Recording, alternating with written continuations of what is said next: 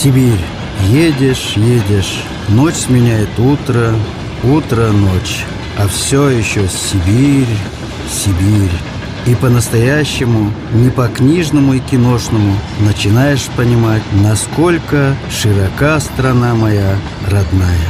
Это придает ощущение величия России и наполняет сердце гордостью за нашу родину, Россию.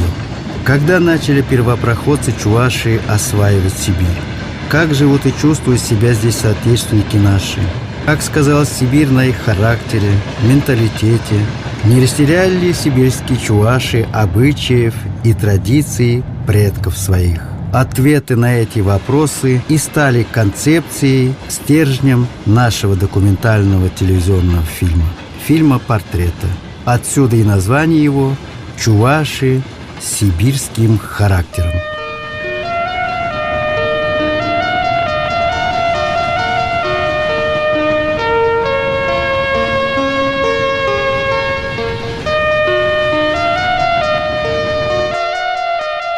Сибирский характер.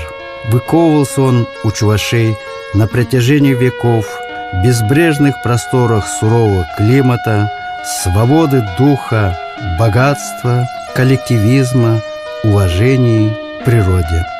Так, в естественном единении чуваша с могучей Сибирью рождался новый человек – сибиряк.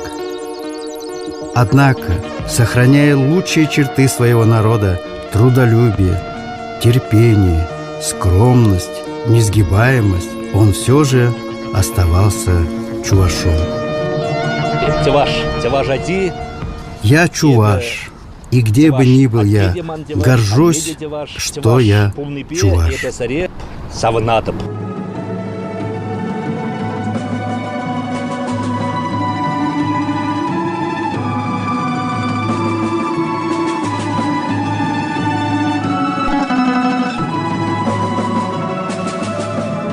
Чуваши стали первопроходцами Сибири еще с начала XVI века. Об этом убедительно доказывают широко распространенные в Сибири чувашские названия местностей Чувашье, Чувашево, Чувашино. Чуваши начали осваивать Сибирь еще задолго до удалого казачьего атамана Ермака. Доказательство тому название Чувашский мыс. Профессор Василий Дмитриевич Дмитриев название Чувашский мыс объясняет следующим историческим фактом. В 1520-е годы казанский хан Сафа-Гирей выдал дочь умершего казанского хана замуж за сибирского хана. В качестве приданного в столицу сибирского ханства, город Сибирь, по-другому Искер, отправил отряд чувашских хусахов, то есть чувашей казаков с их семьями. Отряд был размещен в 3 километрах от устья реки Тобол на крутом береговом обрыве. Обрыв острым углом вдавался в реку Иртыш.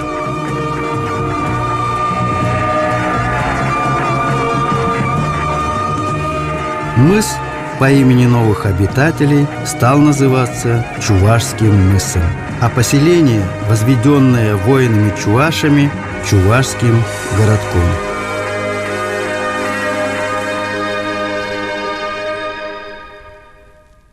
Вот это и есть та самая Чувашева гора, которая овеяна многими легендами. Именно здесь, у Чувашского мыса, произошло 23 октября 1582 года историческое сражение между отрядом казаков Ермака и войском сибирского хана Кучумы. Битва окончилась победой Ермака, которая привела к падению сибирского ханства.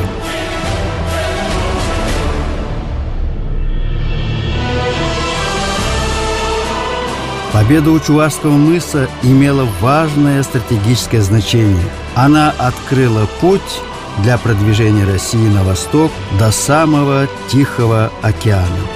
Это значит, что отсюда, с Чувашского мыса, начиналась Великая Россия.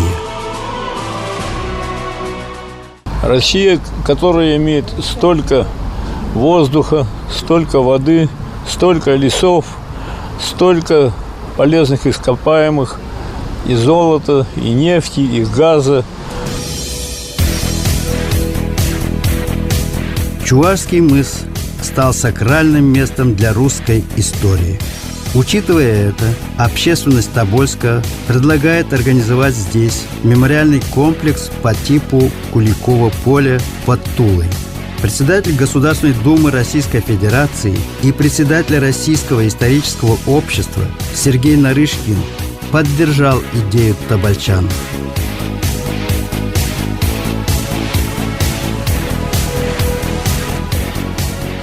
Создание мемориального комплекса позволит шире и глубже познавать одну из славных страниц истории не только Чувашии, но и России.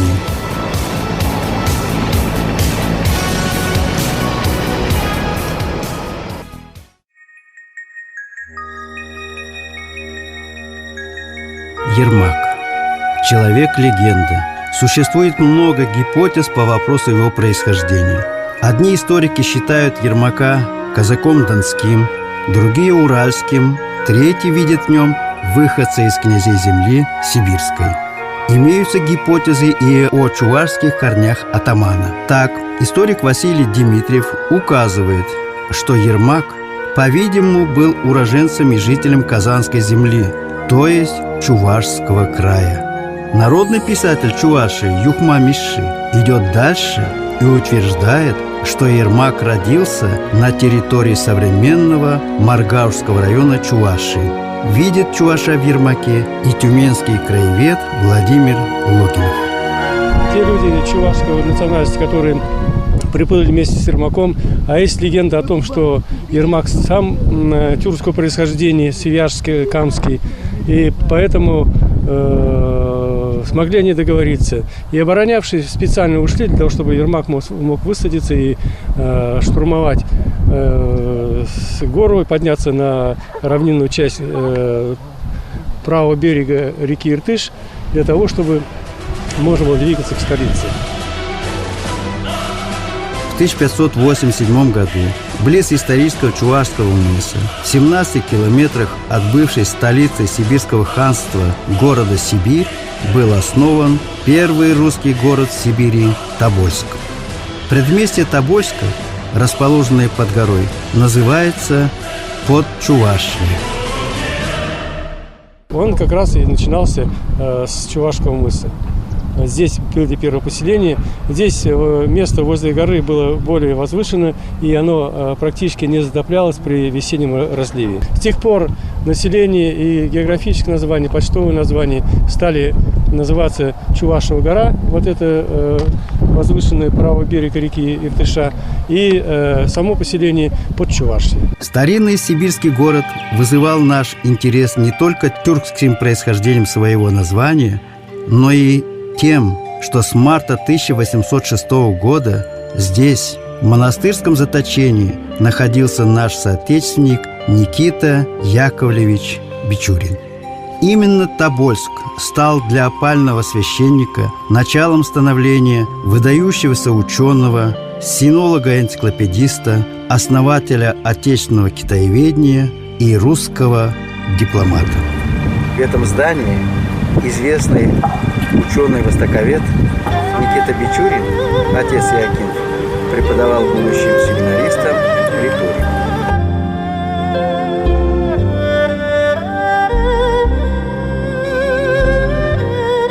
Весной 1807 года Иоаким был назначен на должность начальника 9-й русской духовной миссии в Китай и отбыл в Пекин. Так завершился сибирский период в биографии Бичурина.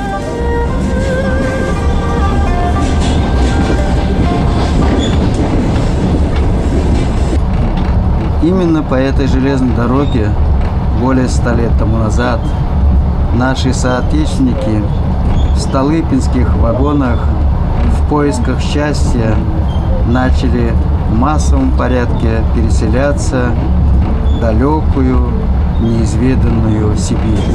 Столыпинская аграрная политика, предоставляющая на новых местах переселенцам плодородные земельные наделы, расширила эти масштабы. По данным переписи 1897 года в сибирских регионах было зафиксировано более 4000 чувашей. Чуваши-переселенцы на новых землях начинали жить в дружбе вместе с местным населением, русскими, украинцами, белорусами. Об этом свидетельствуют десятки сел и деревень современной Тюменской области. В их числе Ивановка, Горьковка, Петрунькино, Малый хутор. Малый хутор был основан в 1901 году переселенцами из Украины под названием Никитинская Согра. Вскоре здесь начали жить и чуваши. Основали украинцы эту деревню, а потом уже тоже где-то в 20-х годах прошлого века чуваши стали приезжать. Это родственники привезли из Чувашии, когда приезжали сюда, еще ему уже, наверное, около 100 лет, наверное, может и 100 все лет есть уже, так сохранилось. Теперь уже как музейный экспонат, не пользуемся, так лежит, не выбрасываем, ничего. По переписи населения 2010 года деревня насчитывала 125 человек, дворов было 52. В 2014 году Малый хутор собрал чувашей и представителей других народов Западной Сибири и Урала на один из главных национальных праздников чувашского народа – Агадуй.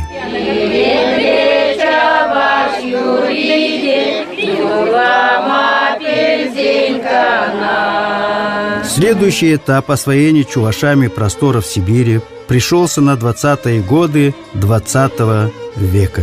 Начало его связано со страшным голодом, постигшим Поволжье в 1921-1922 годах. Только в одном 1921 году в Сибирь выехало 18 тысяч человек.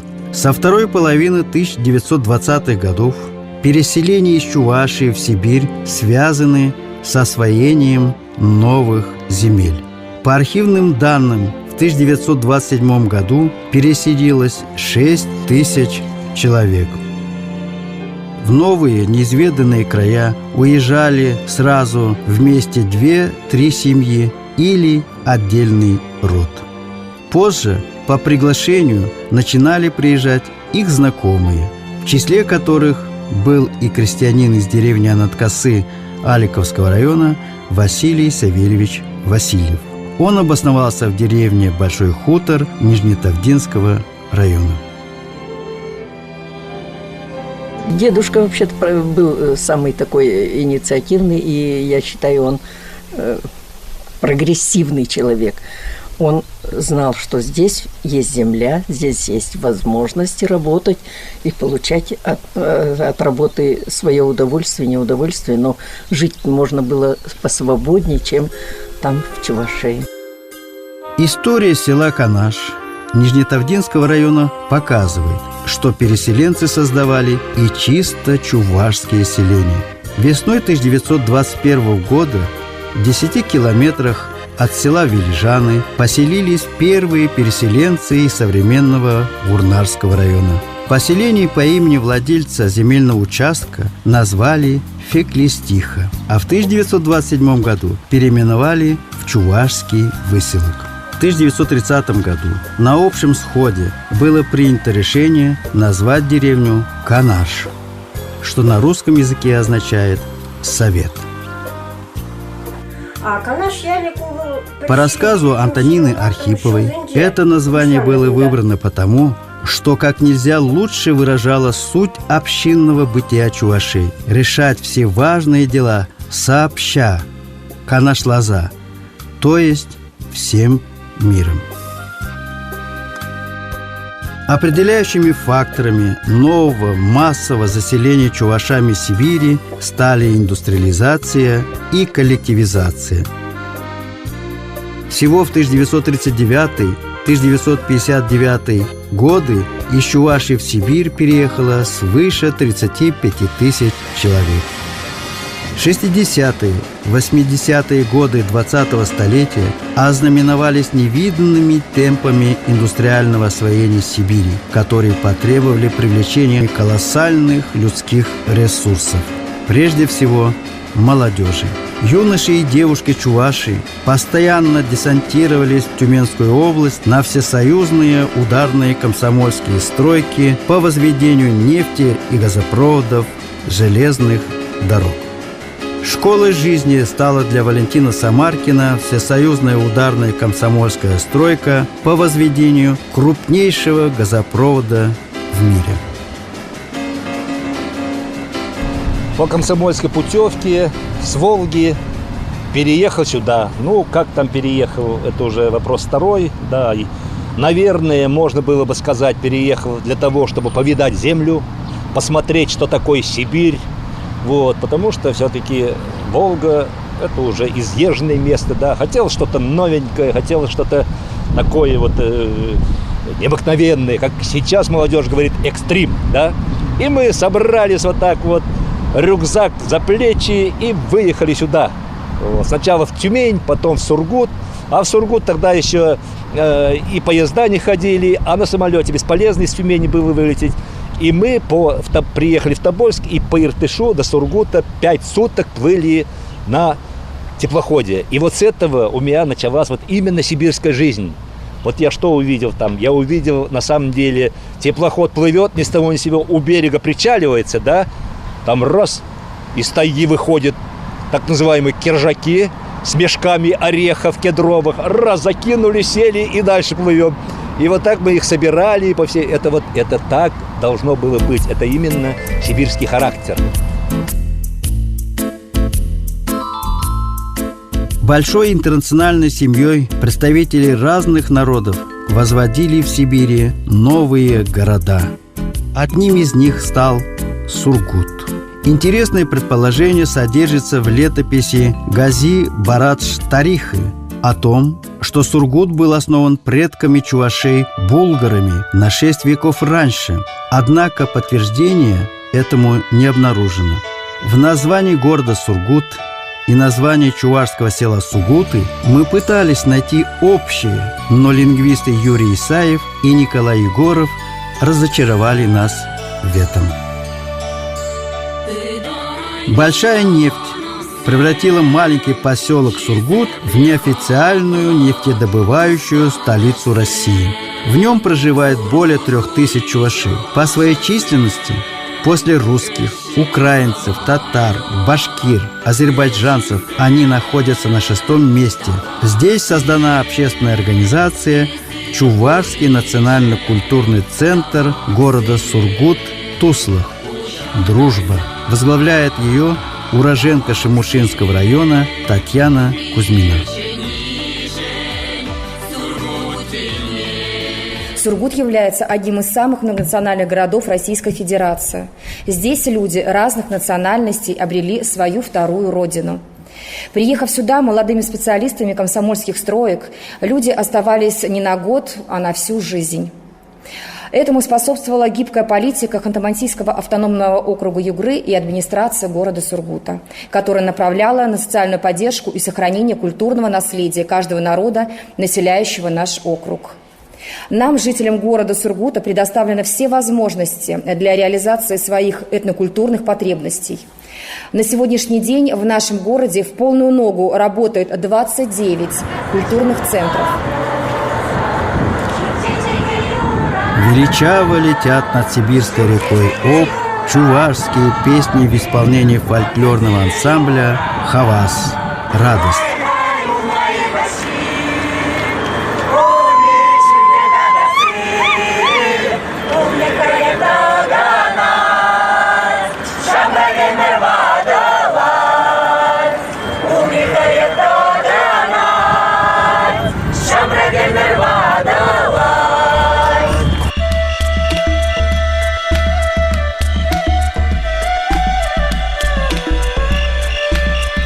Не могут удержаться сургутчане, чтоб не пуститься в пляс, когда хореографический коллектив на спи, словно стая белых лебедей, кружит чувашский хоровод.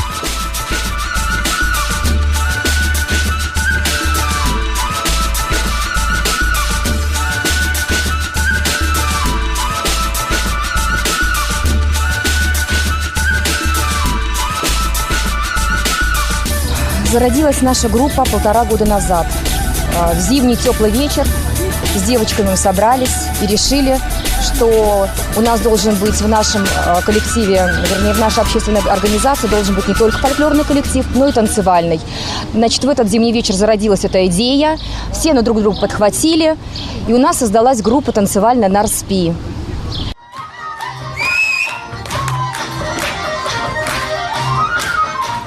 Основой сохранения и приумножения национальной духовности у сибирских чувашей остается семья, которая является фундаментом жизни чувашского народа.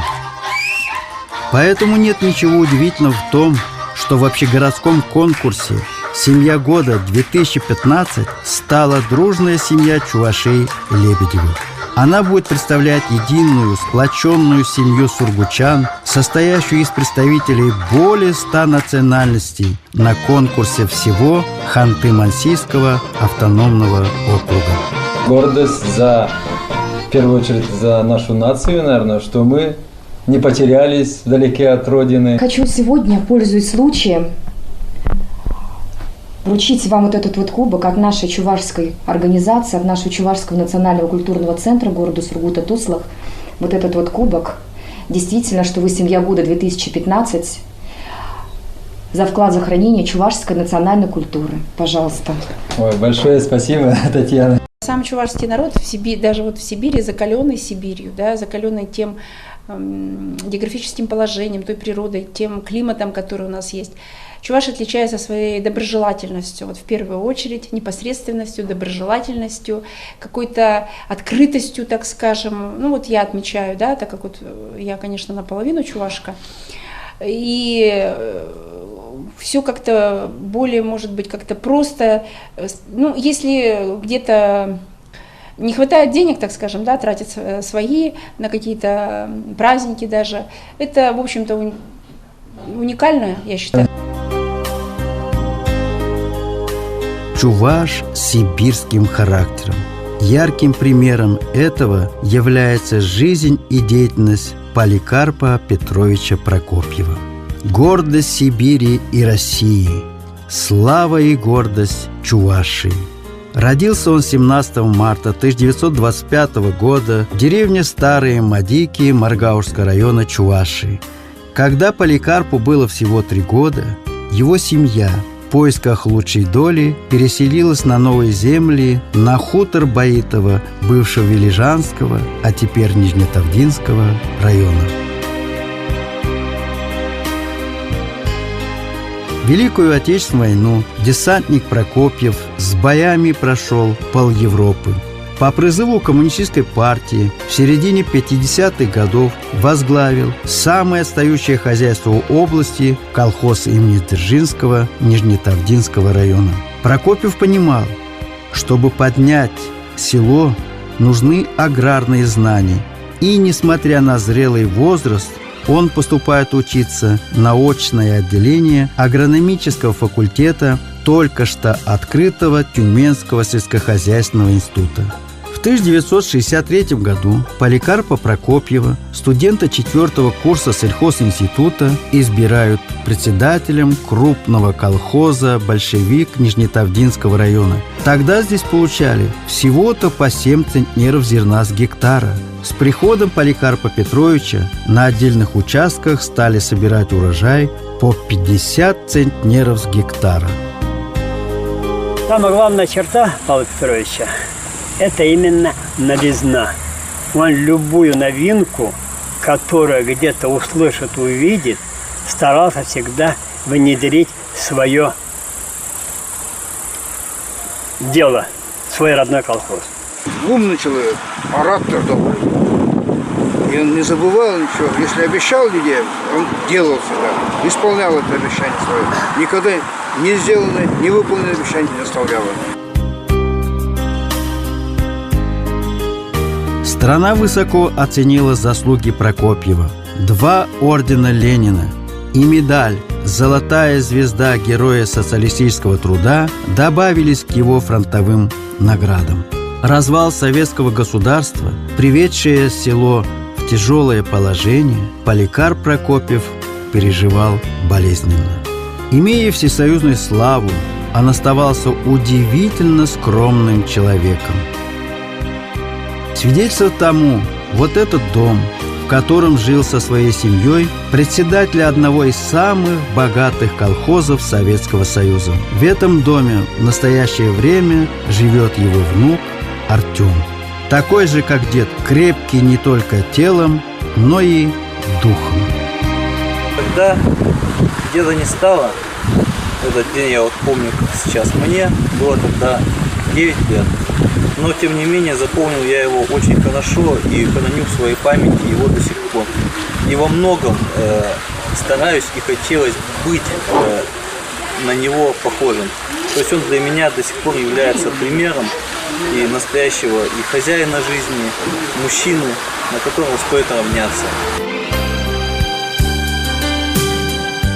Прокопьев считал, что земля в буквальном смысле живая. В своей книге он писал: «Поле хочет, чтобы люди понимали и слушали его. Слышать поле – это не каждому дано». 24 января 1997 года человека, слышащего поле, землю, не стало. Его именем названы улицы в городе Тюмень и селе Нижняя Тавда.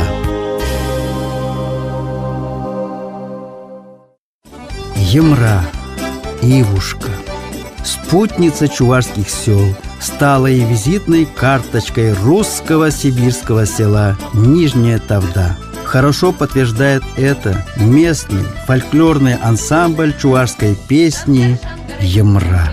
Звучат в его исполнении на далеких сибирских просторах, гармонично вплетаясь в прекрасный венок песен народов этого могучего края, песни древнего чувашского народа. Наш народный ансамбль чувашской песни «Емра», которому в апреле 2015 года исполнилось 19 лет. На следующий год мы будем отмечать свое 20-летие. Меня зовут Мария Рукавишникова. Я 6 лет вообще хожу в фольклорный ансамбль. Тандаш начала ходить, который был создан в Канаше. Это Нижнетавдинский район, я сама оттуда родом. Я пошла с бабушкой на репетицию, и с 6 лет я начала участвовать в этом ансамбле. И вот потом переехала в Нижнюю Тавду, меня пригласили быть участницей этого ансамбля.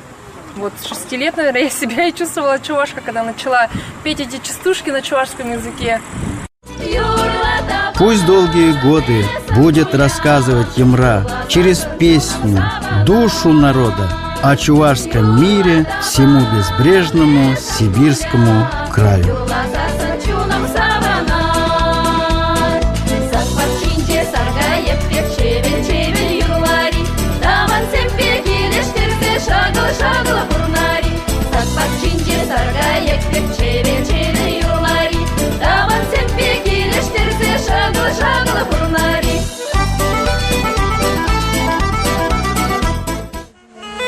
Наша киноэкспедиция показала, что чуваши-сибиряки бережно чтут традиции, обычаи своих предков.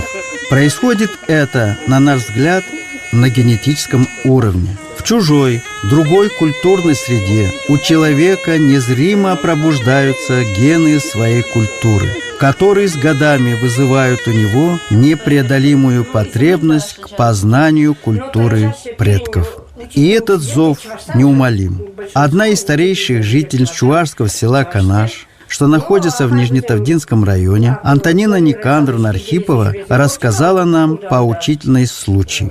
Пришел к ней соседский юноша и говорит: «Баба Тоня, скажи, пожалуйста, как будет? Я чуваш». На вопрос: «А для чего это ему нужно?» Юноша отвечает: «Хочу написать на своей футболке «Я чуваш» на чувашском языке».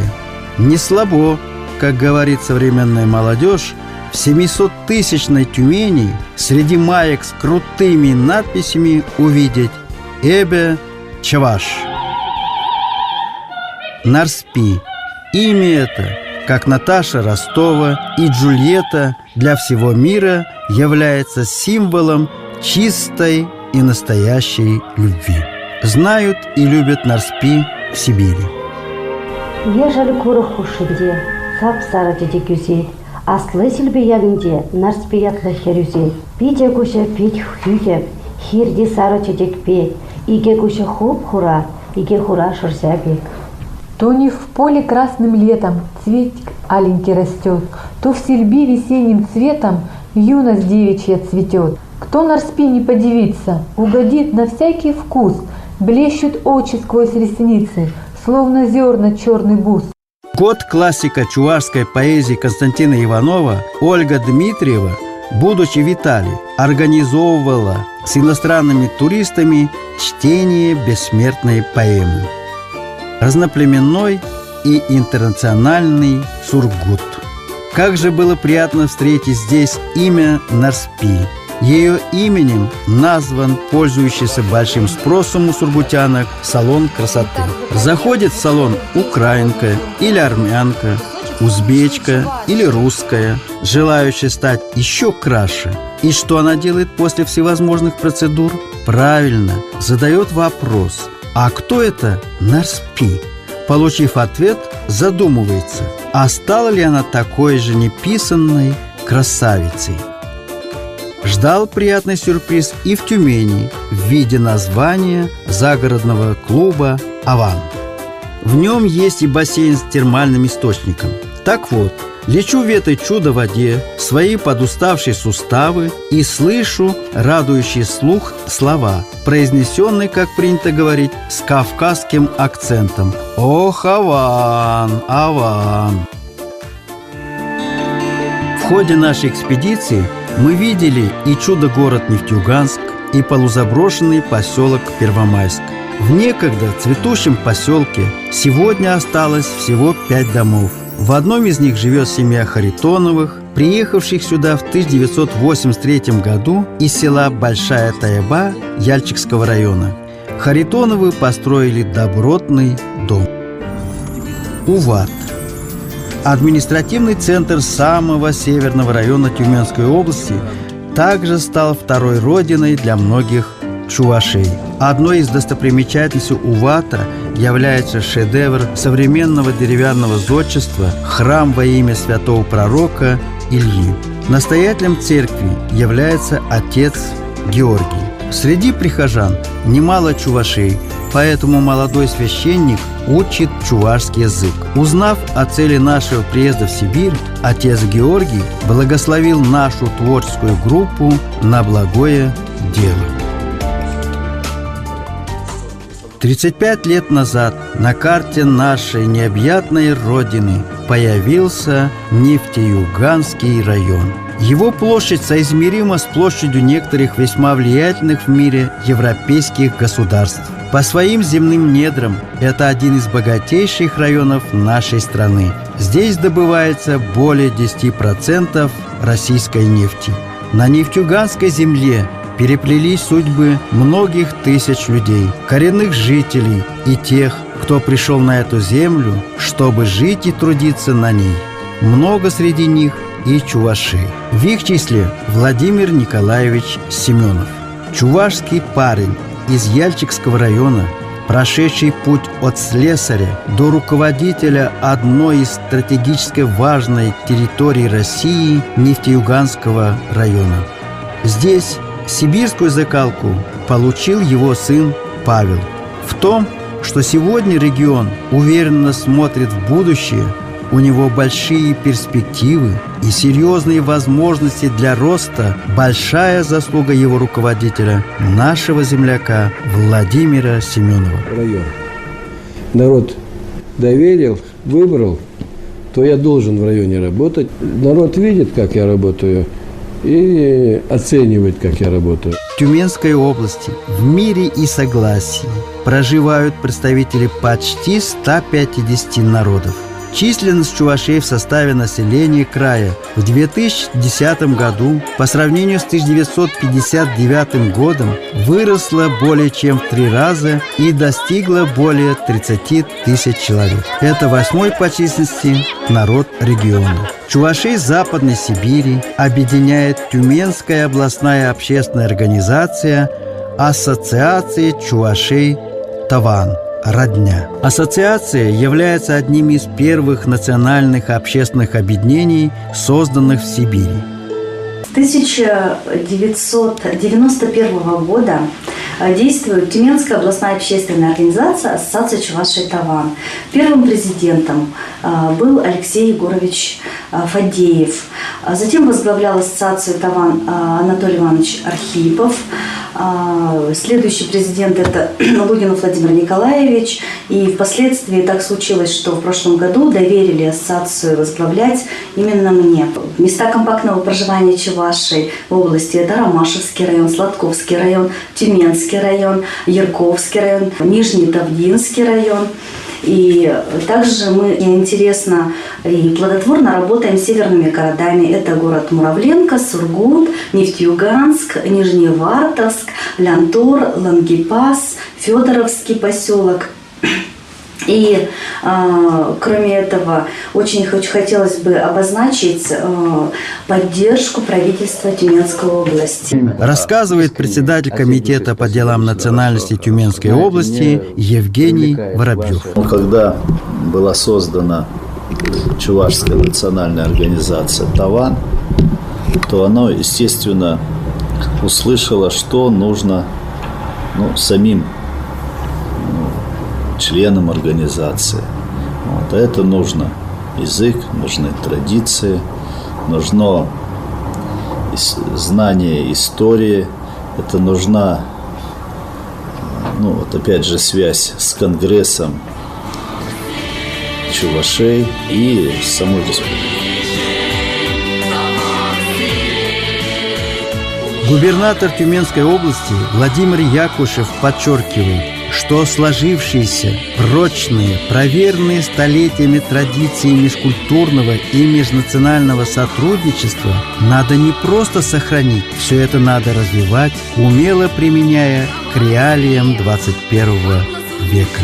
В Чувашской республике делается все для того, чтобы чуваши, живущие за ее пределами, не ощущали своей оторванности от исторической родины и чувствовали себя единым целым чувашского народа. С регионами Российской Федерации мы выстраиваем дружеские такие братские отношения, и всем тем чувашам, которые проживают в любом регионе Российской Федерации, комфортно. Предки нам передали жить в мире согласия, любить друг друга, дружить друг с другом. И мы, молодое поколение, новые руководители современной России, завещания, заветы наших предков полностью претворяем в реальные дела. С чистыми помыслами и хотим в нашей идеологической работе, пропагандистской работе, в нашей государственной политике, имея вот этот соответствующий стержень, не терять. Это очень важно.